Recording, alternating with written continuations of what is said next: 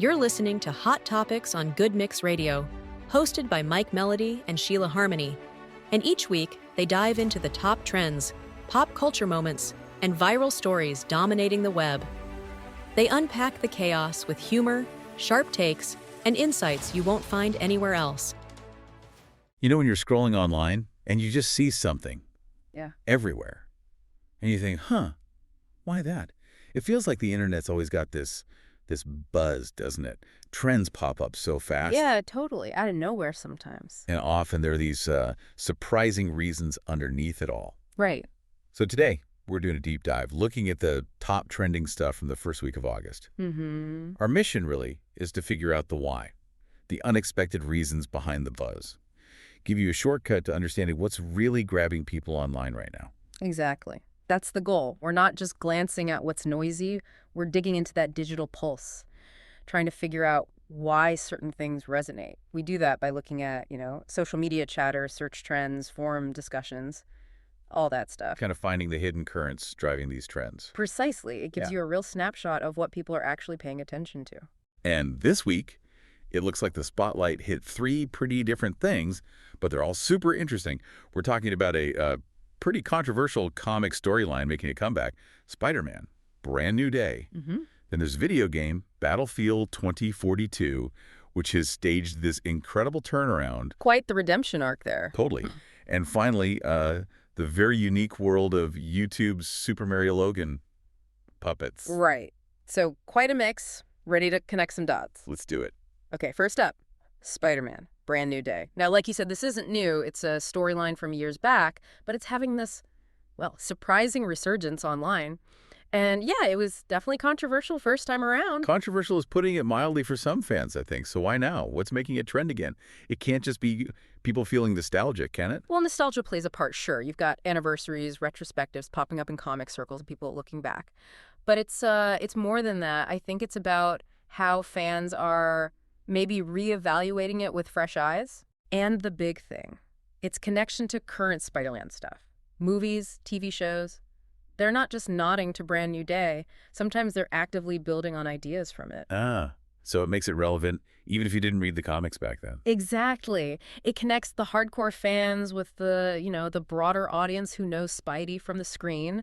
It's like the movies gave permission to revisit it. That's fascinating. So it's not just history. It's still influencing things now. Yeah. And it really did shake things up for the character, right? Revitalized him. Oh, absolutely. Brand New Day was a huge reset. It cleared the decks, continuity-wise, which allowed for, deeper dives into Peter Parker, new relationships, stuff that made him feel fresh and relatable again, especially for newer readers. Without decades of baggage, yeah. Right. And those bold choices they made, people are still talking about them. You see its DNA in recent comics and the adaptations. It really set a new path. And who are the key people behind this? The writers, the artists who shaped that era. Well, you had writers like Mark Guggenheim and Dan Slott who were really driving the narrative changes, not afraid to make big swings. Mm-hmm.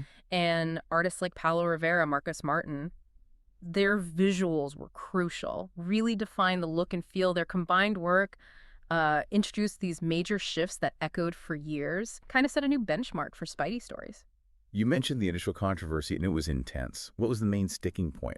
Why were fans so divided? The big one, the main source of the backlash, was the erasure of key characters, specifically undoing Peter Parker's marriage to Mary Jane Watson. Ah, okay. That's huge. Yeah. For a lot of longtime readers, it felt like throwing out years of history, undermining character development they were invested in. It felt like a betrayal to some. Very polarizing. So how do we get from that reaction to now where, like you said, it's being revisited, even celebrated by some? Time, perspective, and the stories that followed.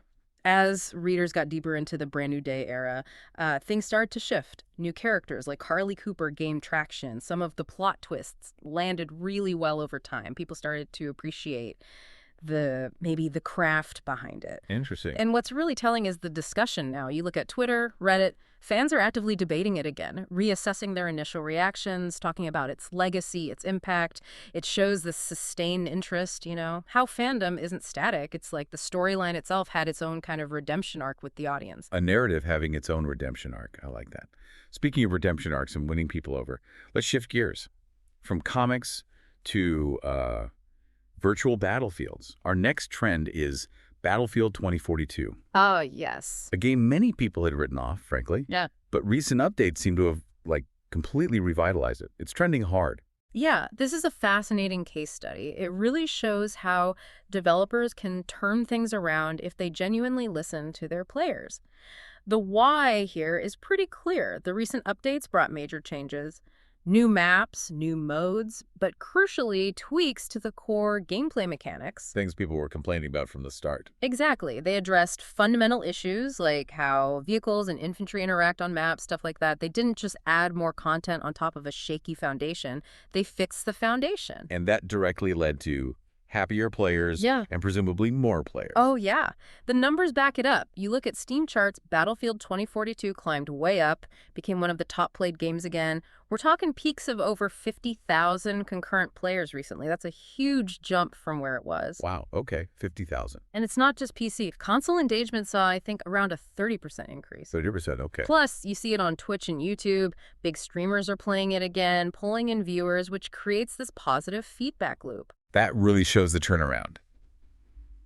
So Season 5 seems to be a big part of this success story for the shooter. What specifically did Season 5 deliver? Season 5 was definitely pivotal. It brought in new maps, reclaimed exposure, which were designed with more environmental detail, more strategic depth. So better map design. Better map design, varied terrain, catering to different play styles. Made things more immersive, forced players to adapt.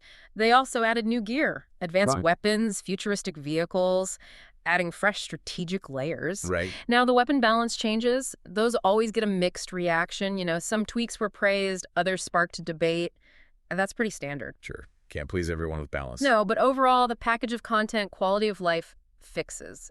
It hit the mark. And did that shake up the competitive side of things? Absolutely. The whole competitive scene kind of woke up again. New strategies are popping up constantly because of the new mechanics and maps. Teams are adapting, finding new ways to play. It shows the game has real depth again, which is exciting for that community.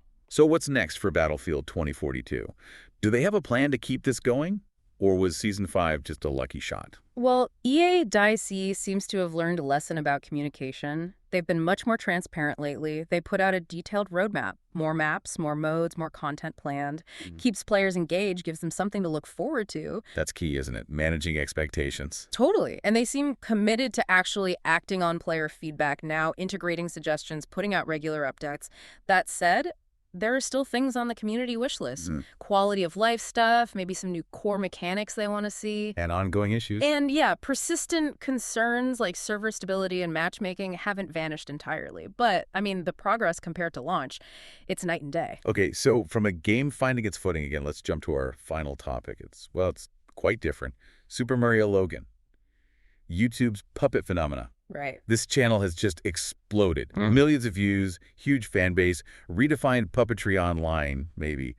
How did this seemingly simple idea get so big? It really did start simple, didn't it? Using plushies, puppets of famous characters, acting out stories. But the key is how it evolved. It didn't stay simple. The narratives got way more complex over time. The character designs became more unique. They started telling surprisingly deep stories. So it wasn't just Mario parodies forever? No, not at all. It grew into its own universe. And the reason it's trending now, in August, they just keep innovating, adapting to what the audience wants, pushing the creative boundaries of what you can even do with puppets online. And the success isn't just steady, it's often viral, right? Big moments that just take off. Oh, definitely. Part of the magic is those moments you don't expect. The humorous or unexpected twists, as the outline put it, stuff that makes you laugh or go, whoa. Gotcha. And the numbers are just wild, like over 1 million shares on social media for a single video in its first week. That's huge engagement. 1 million shares. Wow. Yeah. And they're seeing like a 20% increase in YouTube subscribers just in the past month? 20% in a month? That's rapid growth. It is. And the average watch time, exceeding 10 minutes. If you know YouTube, you know that's incredible. People aren't just clicking away, they're watching. They're invested. 10 minutes, average watch time is serious commitment on YouTube. Who is watching this? What's the audience actually look like? Is it just kids? That's the fascinating part. You might think puppets, kids, but no, the core is definitely the 18-24 group. Okay, young adults. Right. But there's strong engagement all the way up to 35. And even, surprisingly, a noticeable chunk of viewers aged 36-45. Really? Yeah. And the gender split is pretty balanced, too. It's not just one niche. It's hitting this broad appeal across different ages and demographics, which says a lot about the content itself. It really does. So what is it about their style? You mentioned the evolution, but what makes it so unique, so sticky? A big part is the characters. They've become really well developed. They have distinct personalities, quirks. They feel relatable, even though they're puppets. I think Logan, the creator, even said something like, the evolution of our puppets has been a crucial aspect of our storytelling. They're not just props. They're characters you actually care about. Exactly. And the storytelling blends humor, sometimes suspense, even surprising emotional depth, layered plots that keep you hooked. Plus, you can't ignore the production quality. It's gotten way better over the years. The visuals, the sound, it makes the whole thing more polished, more immersive. That's key for keeping people watching. But YouTube isn't always smooth sailing, especially for channels pushing boundaries. Have they run into challenges, controversies? Oh, for sure. Like many big creators, they've faced issues with content moderation and demonetization. YouTube's rules can be tricky, and it hits the bottom line. Right, the algorithm giveth and the algorithm taketh away. Pretty much. And there have been ongoing debates over age-appropriate content. Because the humor can sometimes skew older, there are discussions about whether it's suitable for the very young viewers who might stumble across it. It's a constant tightrope. So how do they handle that? How do they adapt without losing what makes the channel popular? It seems like they try to be adaptable. They've made adjustments over time, maybe tweaking content to align better with platform policies, especially regarding younger viewers. Trying to find that balance. Right, while still keeping that creative edge. They also seem to engage with the community, listen to concerns, and sometimes collaborating with other creators helps navigate that landscape too. It's a continuous process for creators like Logan. Okay, so wrapping this all up, it's been a really interesting look at what bubbled up in early August.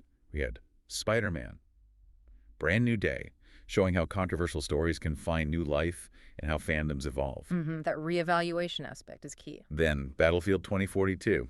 A masterclass in how developers can actually listen and stage a comeback. Yeah, the power of addressing feedback. In SuperMarioLogan, redefining expectations for online content with, well, puppets and surprisingly complex storytelling. Definitely shows the diversity of what can succeed online. It really gives you a snapshot of just how dynamic digital culture is, doesn't it? The different ways communities engage and how things resonate. Absolutely. And looking at these trends together, you see it's not just about what's popular, but digging into the why. Understanding the narrative shifts, the creator responses, the community dynamics, it reveals a lot about modern digital life. Which brings us to a final thought for you, the listener, to chew on. Thinking about these feedback loops between creators making stuff, platforms setting rules, and audiences reacting, how might all that continue to change what trending even means? Right. What kind of unexpected things might capture our attention next and why? It's constantly evolving.